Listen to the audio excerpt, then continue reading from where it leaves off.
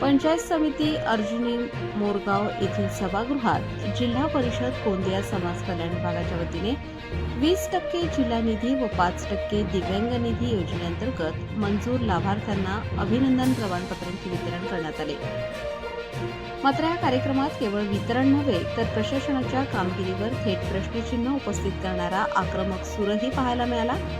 कार्यक्रमाच्या अध्यक्षस्थानी असलेले जिल्हा परिषद अध्यक्ष लायकराम भेंडारकर यांनी स्पष्ट शब्दात सांगितले की फक्त योजना राबवून फोटो काढणे हा उद्देश नसून त्या योजना खरंच शेवटच्या गरजू व्यक्तींपर्यंत पोहोचल्या पाहिजेत।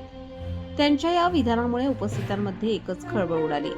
या उपक्रमाअंतर्गत शिलाई मशीन, नायलॉन जाळे व इतर साहित्याचे वितरण करण्यात येणार असल्याची माहिती देण्यात आली।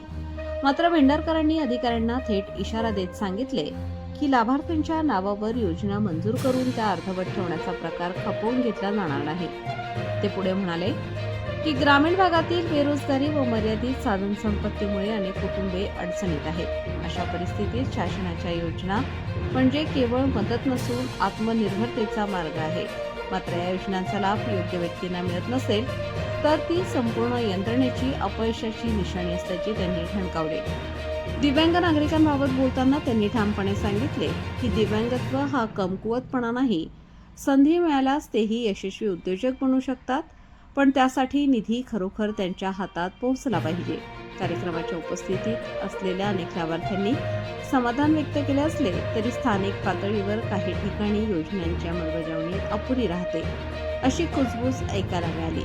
त्यामुळे प्रशासनाने केवळ कागदोपत्री काम न करता प्रत्यक्ष अंमलबजावणीवर भर देणे गरजेचे असल्याची चर्चा रंगली। या कार्यक्रमाला समाज कल्याण सभापती रजनीताई कुंभरे, पंचायत समिती सभापती आम्रपाली डोंगरवार, उपसभापती संदीप कापगते, जिल्हा परिषद सदस्य कविता कापगते, गटविकास अधिकारी शंकर वैद्य यांच्यासह अनेक मान्यवर उपस्थित होते।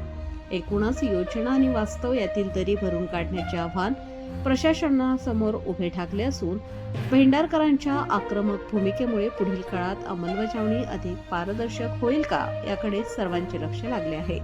आकाश नंदागवळी, गोंदिया जिल्हा प्रमुख।